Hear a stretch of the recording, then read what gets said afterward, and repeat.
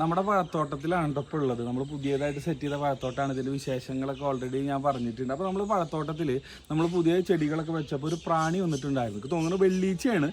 അതിനൊരു സിൽവർ കളറൊക്കെ ഉണ്ടായിരുന്നു, ആ സാധനത്തിനൊരു തിളക്കൊക്കെ ഉണ്ടായിരുന്നു. അപ്പോൾ വെള്ളീച്ച ആയിരിക്കും എന്തായാലും. അപ്പോൾ അതിന് നമ്മൾ പെസ്റ്റിസൈഡ് എന്താ യൂസ് ചെയ്യേണ്ടത്, എന്താ പ്രതിവിധിയൊക്കെ ചോദിച്ചപ്പോൾ കുറേ പേര് മെസ്സേജ് അയച്ചിട്ടുണ്ടായിരുന്നു പേഴ്സണലായിട്ട്.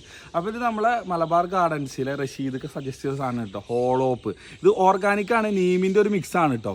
അപ്പോൾ ഇത് നമ്മൾ യൂസ് ചെയ്തു. ഇത് ദിവസം ഒരു നേരം, ഒന്ന് രാവിലെ വൈകിട്ട് യൂസ് ചെയ്താൽ മതി.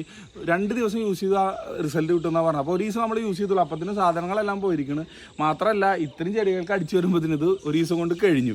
അപ്പോൾ ഇത് കഴിഞ്ഞപ്പോൾ പിറ്റേ ദിവസം നമുക്കത് കിട്ടിയില്ല.